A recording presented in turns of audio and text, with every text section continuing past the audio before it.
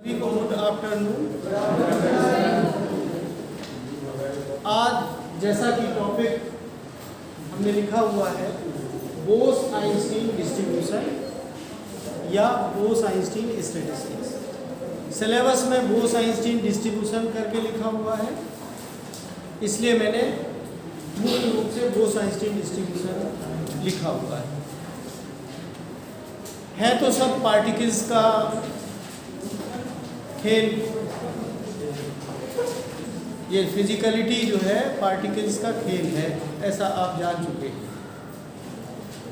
Classical mechanics level पे हमने बहुत सारे पार्टिकल्स होने के बावजूद उनको डिस्टिंग्विशेबल कंसीडर किया हुआ है।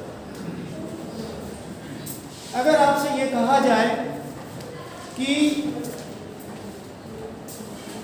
4 पार्टिकल आपको डिस्ट्रीब्यूट करने हैं ABCD, ये ABCD नाम पड़ जाने का मतलब क्या हुआ? क्लासिकल।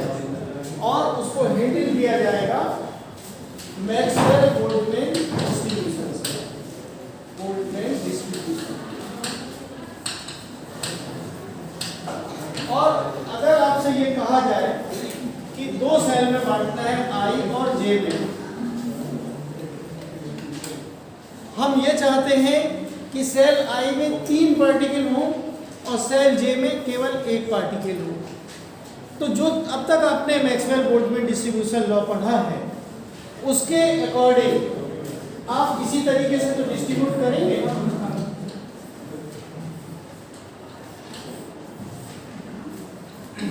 ये 4 तरीके हैं, 4 तरीके से आप बांटोगे। या तो आप ABC यहाँ रखोगे और यहाँ पे आ जाएगा D। अगर आप यहाँ पे ABD रखेंगे तो यहाँ क्या आएगा C। और अगर आप यहाँ पे ACD रखेंगे तो यहाँ पे आ जाएगा D। और यहाँ पे अगर आप BCD रखेंगे तो यहाँ आएगा। ये डिस्ट्रीब्यूट करने का जो तरीका है मैक्सवेल-बोल्ट्जमैन स्टैटिस्टिक्स के हिसाब से वो आपके सामने है। और वहीं अगर आप बोस-आइंस्टीन स्टैटिस्टिक्स के हिसाब से बांटते हैं, ठीक है, तो इसमें आपको पहले ही हम पिछले टर्म में डिस्कस कर चुके हैं कि पार्टिकल्स आर इनडिस्टिंग्विशेबल। इस बहाने आप इनडिस्टिंग्विशेबल का मतलब और मजबूती के साथ समझ सकते हैं। चूंकि हम डिस्टिंग्विश नहीं कर सकते हैं तो ABCD नाम उनके नहीं डाल सकते। बस इतना सिंपल सा होगा कि सेल I में 3 पार्टिकल्स जाएंगे और सेल J में 1 पार्टिकल जाएगा। This is the way to distribute 4 particles as per Maxwell Boltzmann distribution law and as per Bose Einstein distribution. यहाँ पे जो स्पिन होती है बोस-आइंस्टीन पार्टिकल्स की 0 या 1 होती है। यहाँ पे पॉली एक्सक्लूजन प्रिंसिपल भी नहीं लगता, इसलिए हमने एक साथ 3 को भर दिया है। ठीक है, ये 2 बातें आपको बहुत आसानी के साथ समझ जानी चाहिए। तो जो हमारा डिस्ट्रीब्यूशन का तरीका है उसको हमने बेसिक तरीके से बांटा। अब हम क्या करने जा रहे हैं, वैसे समझाने का बेस बना रहे हैं, क्योंकि आपका कैसा पेपर है, कैसा पेपर है, ऑब्जेक्टिव। तो डेरिवेशन की हालांकि आपको जरूरत नहीं है, लेकिन जितना जरूरी होगा वो स्टेप्स में सब बताऊंगा। लेकिन समझ में आ जाए कि ये डिस्ट्रीब्यूशन ऐसा क्यों लिया जा रहा है वो जरूरी है।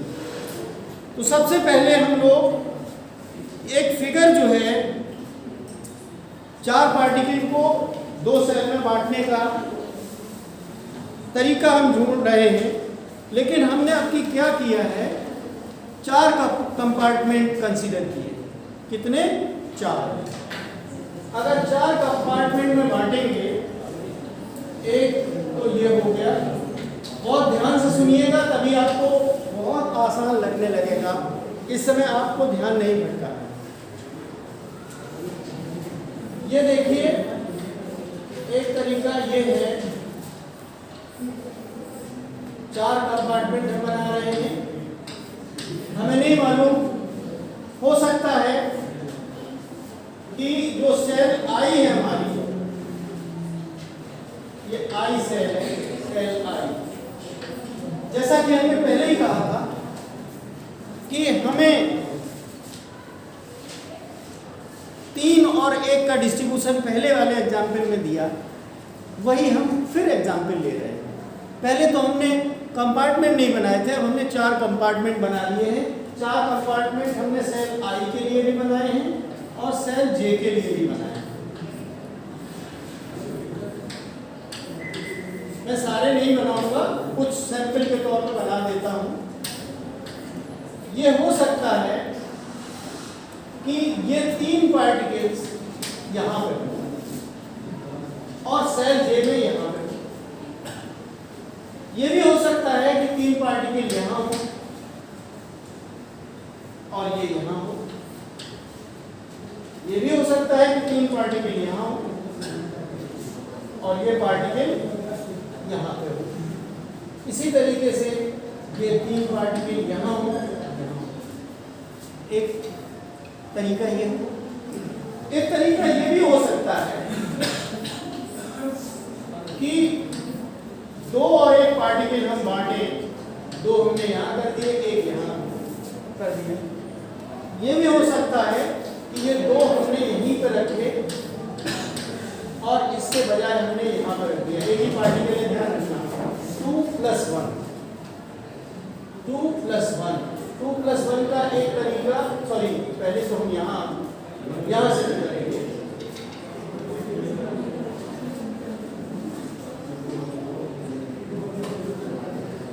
पहले हमने यहां किया, अब हम यहां कर रहे हैं, फिर हम यहां करेंगे। एक तरीका ये भी है कि अब हमने शिफ्टिंग कर दी है, यहां कर दिया और इसको यहां कर दिया। तो इस तरीके से जब हम बनाएंगे, फिगर में छोड़े दे रहा हूं, इसको अपने आप कर लीजिएगा। ये करीब जो है, जो प्रोबेबिलिटी है वो 20 निकलेंगे। 1 2 3 4 इस तरीके से 5 लाइनें बन के आएंगी। तब आप देखिए, हमने 3 3 3 इकट्ठे दिखाए हैं, फिर हमने रो बनाई 2 और 1 की, 2 और 1 की आएंगी आपकी 3 रो, 3 बार आएंगे कंपार्टमेंट्स। और उसके बाद हम ये भी कर सकते हैं कि एक एक करके भरें। भाई 3 में हम एक एक करके भरेंगे, यहाँ यहाँ यहाँ है, तो उसके 4 तरीके निकलेंगे। तो कुल मिला के 20 प्रकार ये होंगे और जे के हो जाएंगे 4। इसके अलावा इसमें ऑप्शन नहीं। तो जो प्रोबेबिलिटी निकालेंगे हम, तो वो प्रोबेबिलिटी दोनों की प्रोडक्ट में निकलेगी। जो नेट प्रोबेबिलिटी निकलेगी W = WI × WJ निकलेगा। ये 20 × 4 = 18। मैं पढ़ के नहीं सुना रहा हूँ, केवल ये अभी हमने एग्जाम्पल लिए हैं 4 पार्टिकल्स को बोस-आइंस्टीन स्टैटिस्टिक्स या बोस-आइंस्टीन डिस्ट्रीब्यूशन के हिसाब से। इसमें कोई पॉली एक्सक्लूजन प्रिंसिपल नहीं लगता है। हमें सेल आई और सेल जे में बांटना है। 3 और 1 पार्टिकल्स को हमें सेल आई और सेल जे में क्रमशः रखना है। सेल आई में 3 पार्टिकल आने चाहिए और सेल जे में 1 पार्टिकल आना चाहिए, और दोनों सेल में 4 कंपार्टमेंट हैं। तो उन 4 कंपार्टमेंट में, ये कंपार्टमेंट की संख्या ज़्यादा हो सकती है। आप होटल में जाते हैं तो कमरे खाली भी पड़े रहते हैं, है ना? तो खाली पड़े हुए कि आप चिंता नहीं करना, स्पेस है अवेलेबल। तो हमने ज़्यादा व्यवस्था कर दी कि कभी भीड़ आ जाए तो सबको भर दिया जाए उसमें। तो इस तरीके से हमने इसको बांटा। लेकिन ये आप ये भी जानते हैं कि पार्टिकल्स की संख्या बहुत ज़्यादा होती है। अब आप फिजिक्स के पॉइंट ऑफ व्यू से सुन लीजिए। In order to derive Bose Einstein distribution law, let us consider a system of n indistinguishable particles. ये एग्जांपल आपको समझ में आ गए या आधे अधूरे भी समझ में आए होंगे? जब भी आप रिवाइज करेंगे, एक बार बुक से रीडिंग जरूरी होती है, आपको करनी चाहिए, हमने यही पॉलिसी बनाई है, इसके अकॉर्डिंग आपको आगे बढ़ना है। तो अगर हम ये कहें कि n इंडिस्ट्रीब्यूटेबल पार्टिकल्स को हमें डिस्ट्रीब्यूट करना है,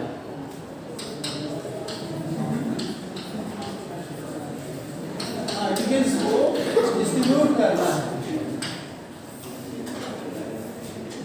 और ये हम सपोज करते हैं, जैसा कि पहले भी करते रहे हैं, N1, N2, N3, Ni, उनकी जो एनर्जीज हैं, एप्सिलॉन 1 है, N1 जो पार्टिकल्स हैं जहां भी जिस सेल में भी हैं, सबकी एनर्जी एप्सिलॉन 1 है।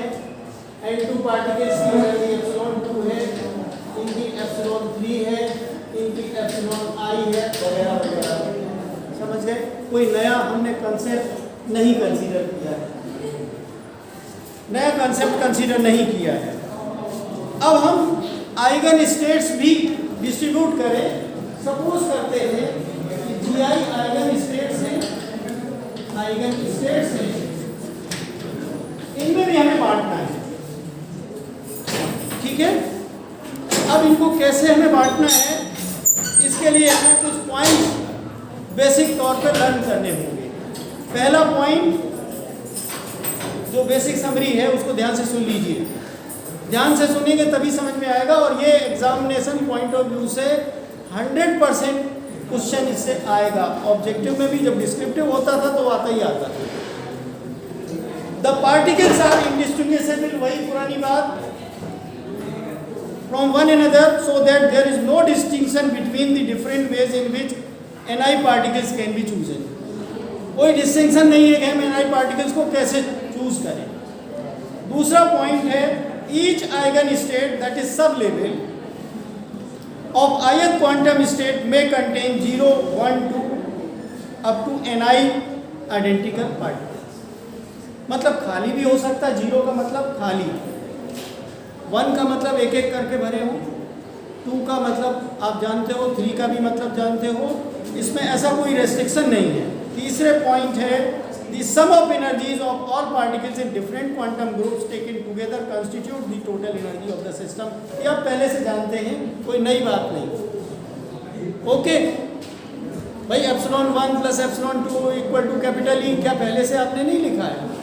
वो कंस्टेंट्स के रूप में आपने पहले ही से पढ़ा हुआ है, लेकिन इनका यहाँ पे बोस-आइंस्टीन डिस्ट्रीब्यूशन जब डिस्कस किया जा रहा है तो इन सारी बातों को जो यहाँ अप्लाई हो रही हैं उनको लिखना, बताना ड्यूटी बनती है। अब हम लोग यहाँ पे ज़्यादा ध्यान दीजिएगा। Late us now consider a box divided into Gi sections. जैसे हमने 4 कंपार्टमेंट बांटे थे, जब बहुत बड़ा मामला आया n पार्टिकल्स का तो हम 4 या 2 या 3 की बात नहीं करेंगे, हम एक हाइपोथेटिकली Gi सेक्शंस लेंगे, Gi सेक्शंस, ठीक है? अब जैसे 4 होते हैं, बस ये सपोज करते हैं जिससे हमें बांटने हैं, 4 सेक्शन बांटते हैं तो 1, 2, 3, 4 बनते हैं ना, संख्या कितनी निकलती है? Gi-1, ये पॉइंट ध्यान रखना है। 4 में बांटना है तो ये पार्टीशन कितने बनते हैं? 3। 5 में बांटना हो तो कितने बनते हैं? 4। एक कम होता है, तो वही लिख रहे हैं। Let us now consider a box divided into Gi sections by Gi-1 partitions, okay, and Ni indistinguishable particles to be distributed among these sections. The permutations of Ni particles and Gi-1 partitions simultaneously is given by, देखिए ऐसा Ni का तो factorial Ni होगा, है ना, और Gi-1 का Gi-1 factorial होगा। दूसरी चीज ये है कि ये जो कॉम्बिनेशन है Ni पार्टिकल्स का Gi1 सेक्शंस में, तो केवल ये पॉइंट ध्यान रखना है, Ni प्लस Gi दोनों को जोड़ दीजिए का फैक्टोरियल, और इंडिविजुअली जो है हम डिवाइड करेंगे factorial Ni into factorial Gi minus 1। ये बस बच्चों का खेल है, बच्चों के गेम की तरह आप समझिए कि ये डिब्बे हैं, उनमें से डालना है, Ni होते हैं, Gi माइनस 1 होते हैं, मिला के Ni प्लस Gi माइनस 1 हो गया फैक्टोरियल।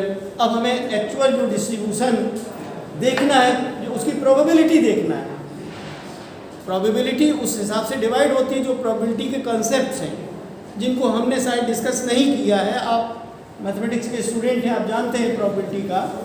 और हाँ, ये ध्यान रखिएगा कि इस पेपर में जब आप अनसॉल्व पेपर देखेंगे ऑब्जेक्टिव क्वेश्चंस का, तो जो प्रोबेबिलिटी जो मैथमेटिक्स वाली होती है, इक्का दुक्का क्वेश्चन उसके भी डाल लेते हैं, तो थोड़ा सा उसको भी रिवाइज कर लीजिए, ठीक है। तो मैं एक बार पढ़ के सुनाई देता हूँ जो हमने ये स्टेप करा है। इस स्टेप के पहले ध्यान से सुन लीजिए, मैं इसी को रिवाइज करूँगा, उसके बाद सिंपल सी मैथमेटिक्स है और फाइनली डेरिवेशन निकल आता है। Let us now consider a box divided into Gi sections by Gi minus 1 partitions and Ni indistinguishable particles to be distributed among these sections. The permutations of Ni particles and Gi minus 1 partitions. Ni particles and Gi minus 1 partitions. And plus के रूप में समझ लीजिए। Simultaneously is given by Ni plus Gi minus 1 factorial, के अलग से लिख देता हूँ, Ni plus Gi minus 1 factorial. But this includes also the permutations of Ni particles among themselves and Gi minus 1 partitions among themselves. भाई इसमें शामिल है Ni का permutations और Gi माइनस 1 के परम्यूटेशंस, तो उन शामिल वाले को इंक्लूड करना है इस मैथमेटिक्स में, इसलिए हम इसको डिवाइड करेंगे। जो हमने ऊपर किया है दोनों को एड करके, चूंकि उसमें शामिल था, ये डिवाइड किया जाएगा factorial Ni divided by factorial Gi minus 1। As both these groups are internally indistinguishable, hence the actual number of ways in which Ni particles are to be distributed in Gi sublevels of ith quantum state हमने लिख दिया। ये हमने ith के लिए किया है।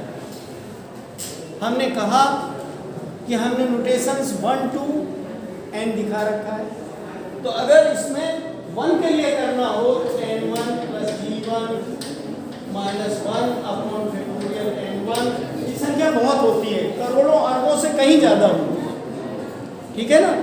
तो ये बड़ी नंबर है, ये ध्यान रखें, इसलिए फैक्टोरियल यूज कर रहे हैं लोग, G1 माइनस 1 फैक्टोरियल।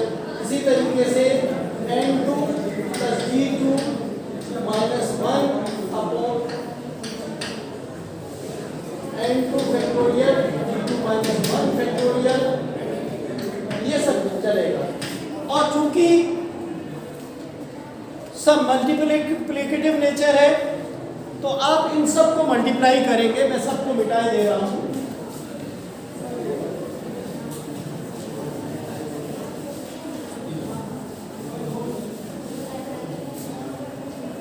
ये जो थर्मोडायनेमिक प्रॉपर्टी है, थर्मोडायनेमिक प्रॉपर्टी डिस्ट्रीब्यूशन कैसी होती है, प्रॉपर्टी डिस्ट्रीब्यूशन लेते हैं, तो जो W है वो इनके सबके मल्टीप्लिकेशन से आएगी, dot dot dot Ni plus Gi minus 1 factorial Ni factorial Gi minus 1 factorial, इस तरीके से जाएगा। अब आप जैसे कि मल्टीप्लिकेशन को एक स्टेप में दिखाने का क्या तरीका है, भाई एडिशन के लिए तो सिग्मा लगाते हैं, पाई लगा देते हैं, तो बस एक लाइन में लिखते हैं W पाई, और आई के लिए दिखा दिया है NI plus GI minus 1 factorial divided by NI factorial GI minus 1 factorial. फिर ये कह रहे हैं कि चूंकि ये नंबर्स बहुत बड़ी हैं तो हम 1 को पहले से निगलेक्ट क्यों नहीं कर देते। तो निगलेक्ट करने के बाद जो एक्सप्रेशन आएगा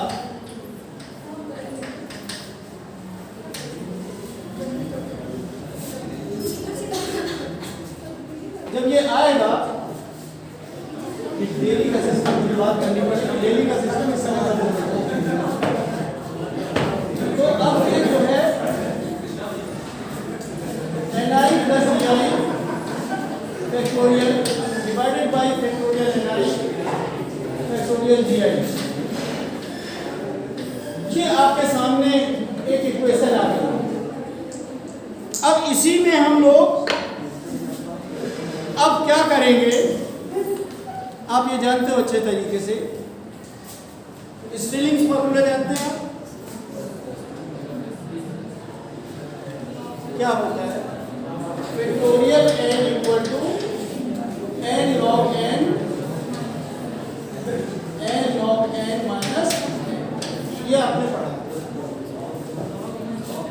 तो हम लोग क्या करते हैं, इसमें सब्स्टिट्यूट करिए और दोनों साइड में log ले लीजिए। log लेने पे क्या आएगा, log w equal to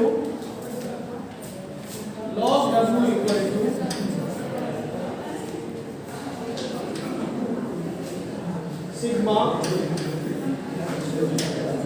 NI plus GI log NI plus GI। देखिए एक काम करते हैं, जब हम लोग ये करेंगे आगे तो माइनस NI प्लस GI आएगा, लेकिन जब हम इसको लेंगे तो n log n minus n आएगा, ये g log g minus g आएगा। उनको हम काट के सीधे सीधे डायरेक्टली जो कटने पिटने के बाद स्टेप्स आएंगे उनको डायरेक्टली लिखते हैं NI plus GI log NI plus GI minus NI log NI। थोड़ा सा चूंकि लाइन जो बनी हुई है उसको क्रॉस कर गया है, मैं दोबारा लिखता हूँ। log w इक्वल टू, दोनों साइड का log लीजिए, NI plus GI log NI plus GI minus log n log NI log NI minus GI log GI।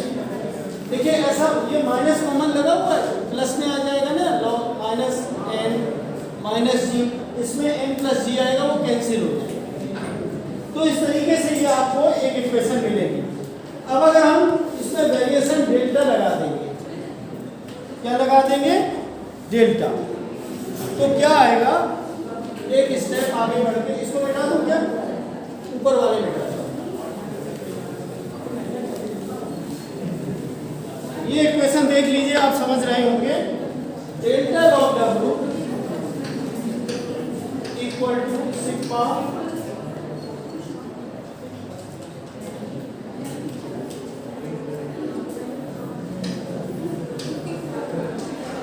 log NI plus GI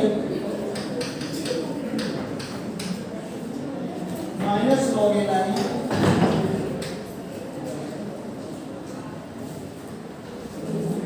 delta है।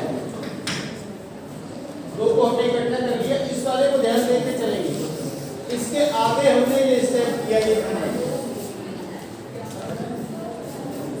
इक्वल टू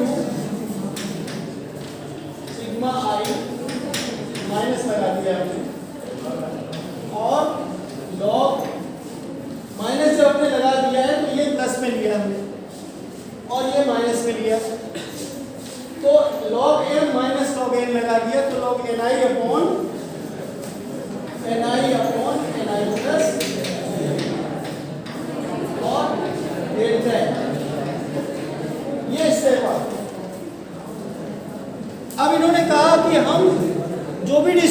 करते हैं वो most probable distribution करते हैं। क्या करते हैं? Most probable distribution. जब हम मोस्ट प्रोबेबल डिस्ट्रीब्यूशन करते हैं तो उसमें वेरिएशन तो हो नहीं, मैक्सिमम प्रोबेबिलिटी हो गई। तो डेल्टा लॉग ओमेगा या डब्ल्यू जो भी हमने लिख रखा है, इसकी वैल्यू कितनी हो जाएगी? 0। यानी 0 equal to log ni upon ni plus gi into delta ni। इसको इधर कर देते हैं, सिग्मा इक्वल टू 0। अब आप एक चीज और जानते हैं कि n होता है, टोटल नंबर होता है सिग्मा n, जो कि कांस्टेंट होता है। ये आपने पढ़ा है किससे? हमने शुरू में कह दिया था जो कांस्टेंट्स होते हैं। यानी कि जब ये कांस्टेंट चेंज हो गई तो डेल्टा n 0 होगा, राइट। दूसरी चीज टोटल एनर्जी वाले से भी आपने पढ़ा है, डेल्टा ए आप पहले से पढ़ चुके हैं, इक्वल टू 0। इसका मतलब है sigma epsilon I delta ni equal to भी 0 होता है, ठीक है। अब जो इक्वेशन लिखी हुई है हमारी, उसके हिसाब से हम फिर दोबारा लिखते हैं, यही लिखना पड़ेगा। अब आपके सामने जो इक्वेशन है, हम लोग बिल्कुल फाइनल स्टेज पे पहुंच चुके हैं। Log ni upon ni plus gi, ये आपने लिखा था, यही आपने लिखा था। जैसा कि आप पहले भी मैक्सवेल बोल्ट्जमैन स्टैटिस्टिक्स में कर चुके हैं, ये दो कंडीशन हमने बताई। इन दोनों कंडीशंस को हमने यूं ही हवा में नहीं बताया। इन कंसेप्ट को, इन कंस्ट्रेंट्स को हमें इंक्लूड करना है इसी इक्वेशन में। हमारे इस वाले कंडीशन में टोटल नंबर ऑफ पार्टिकल से संबंधित बहुत क्लियर कट इंफॉर्मेशन नहीं थी, एनर्जी की इंफॉर्मेशन नहीं थी, उसको हमें इंक्लूड करना है। तो कैसे इंक्लूड करते हैं? मेथड ऑफ अनडिटरमाइंड मल्टीप्लायर्स का, जैसा कि मैक्सवेल बोल्ट्जमैन ने किया था। तो इसी इक्वेशन में हमने अल्फा प्लस बीटा एप्सिलॉन आई और अल्फा प्लस बीटा एप्सिलॉन, कुछ नया नहीं कर रहा हूं, इसलिए मैं उस पर स्ट्रेस नहीं कर रहा हूं। इसको हम लोग ऑलरेडी डिस्कस कर चुके हैं पहले, जब हम लोगों ने मैक्सवेल बोल्ट्जमैन डिस्ट्रीब्यूशन लॉ निकाला, ठीक है। As the variations delta ni are independent of each other we get, ये इंडिपेंडेंट है, तो हम फाइनली जो ब्रैकेट क्वांटिटी है, इसी से सारा हमारा हिसाब किताब निकल आएगा। तो हम लोग कहाँ पहुंच गए हैं? सिंपली इस पर आपको ध्यान देना पड़ेगा। Log ni upon ni plus gi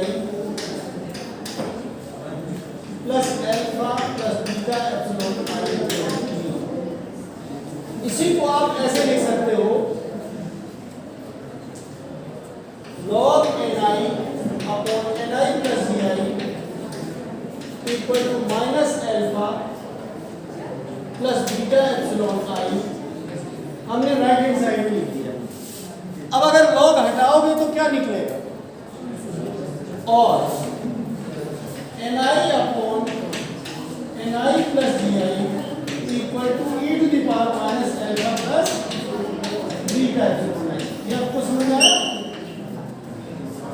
ni upon ni plus gi equal to e to the power minus alpha plus beta epsilon.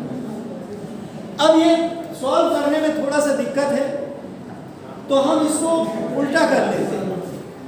हम दूसरे ढंग से इसको लिखते हैं, ये और करके हम लोग लिख सकते हैं ni प्लस gi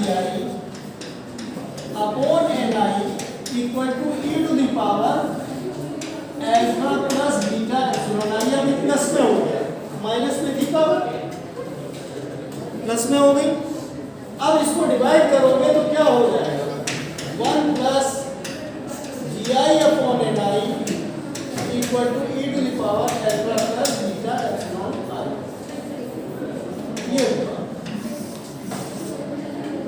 या आप लिख सकते हो GI upon LI equal to e⁻α plus beta epsilon I minus 1, यही तो होगा।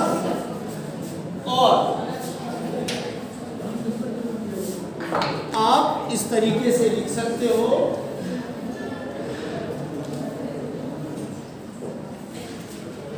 Ni equal to GI upon e⁻α plus beta epsilon I minus 1। This is final distribution formula for Bose-Einstein distribution. Ni equal to GI upon e⁻α plus beta epsilon I। Beta को आप 1/kT भी रख सकते हो, ठीक है।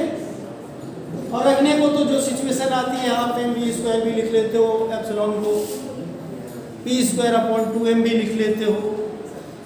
Alpha beta के बारे में हमने बताया था, है तो अनडिटरमाइंड मल्टीप्लायर, लेकिन बीटा की वैल्यू हम लोगों ने एवेलुएट करी थी 1/kTr, ठीक है। और उसको e⁻α को हम लोग कैपिटल A भी कहीं कहीं पे लिख देते हैं। तो इस तरीके से ये आई है। This equation represent the most probable distribution of the particles. This equation represents the most probable distribution of the particles among various energy levels or a system obeying Bose-Einstein distribution law and is therefore known as Bose-Einstein distribution law। तो इस तरीके से इसको हमने learn करने वाले point of view से पिछले क्लास में आपसे डिस्कस भी किया था। जबकि मैक्सवेल-बोल्ट्जमैन डिस्ट्रीब्यूशन लॉ में क्या था सर, ये बस -1 नहीं। वैसे रूप तो बहुत सारे बदल बदल के यूज होते हैं, उनकी आप अपने प्रैक्टिस कर लीजिएगा ऑब्जेक्टिव पॉइंट ऑफ व्यू से। इसमें अगर कोई चीज़ फिर भी डाउटफुल आपको बचती है, बशर्ते आज नहीं, आप अपने हिसाब से सेल्फ स्टडी करेंगे, क्योंकि हमने मैथमेटिक्स काफ़ी स्पीड से डिस्कस कर दी है, लेकिन बेसिक हमने सारे आपको बताए। आपको हमने 4 पार्टिकल्स को डिस्ट्रीब्यूट करने के तरीके से जनरलाइज किया हमने n पार्टिकल्स के डिस्ट्रीब्यूट करने में। किन में बांटना है वो सारी चीज़ें आपके सामने आती चली गई। सेल्स में बांटना है, फिर सब लेवल्स भी हमने लिए। सब लेवल्स क्या है, वो पार्टीशन जो आपने बनाए, जिसको आपने स्मॉल g से रिप्रेजेंट किया है, तो इन दोनों को किया हुआ है। अब इनकी शुरुआत वाली भाषा जो हमने छोड़ी थी, उसको एक बार स्टोरी की तरह पढ़ लेंगे तो और मजबूती आएगी। In classical statistics, the particles are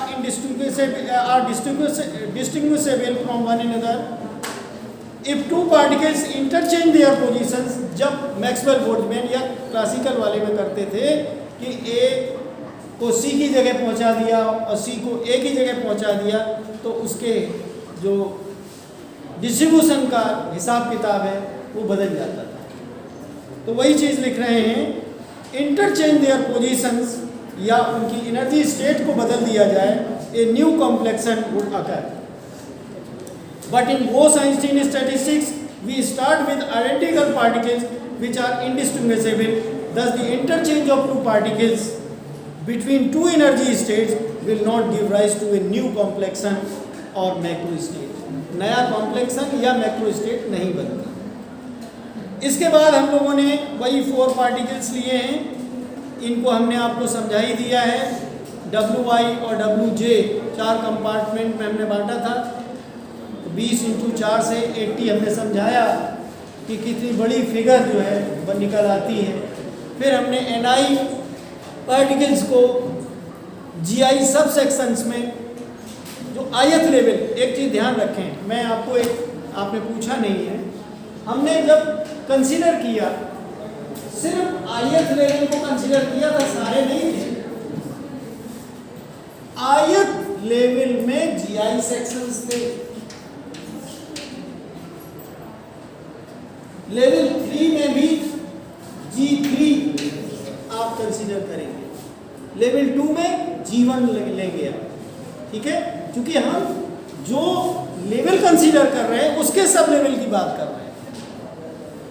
तो हमने आयत को लिया, तो हमने कहा कि अगर उसमें इतने हैं तो Gi-1 पार्टीशन बनेंगे। तो टोटल जो डिस्ट्रीब्यूशन के लिए आया वो Ni प्लस Gi-1 आया, और उसी के परम्यूटेशंस बनेंगे। और चूंकि उसमें शामिल है Ni का फैक्टोरियल और Gi-1 का, तो उसको डिवाइड किया गया। तो इस तरीके से जो प्रोबेबिलिटी, जो डिस्ट्रीब्यूशन निकली थी वो ये थी। अब सारे लेवल्स को हम इंडिविजुअली देखेंगे और उनको कंबाइन करेंगे, तो वही W इक्वल टू मल्टीप्लाई करके लिखा, फिर पाई के रूप में लिखा, और फिर हमने उसमें एक स्टेप से दिखाते हुए हमने मैक्सिमम प्रोबेबिलिटी की बात करी। रिवीजन करके सुन लीजिए। तो डेल्टा हमने लगाया, लॉग लिया, स्टिलिंग्स फार्मूला लगाया, और उसके बाद हमने जो भी निकला उसमें method of undetermined multipliers alpha plus beta epsilon i को इंक्लूड किया, और इसी को प्रोसेस करने के बाद बोस-आइंस्टीन डिस्ट्रीब्यूशन लॉ फाइनली निकल के आ गया। You can practise it accordingly. Thank you very much. यहीं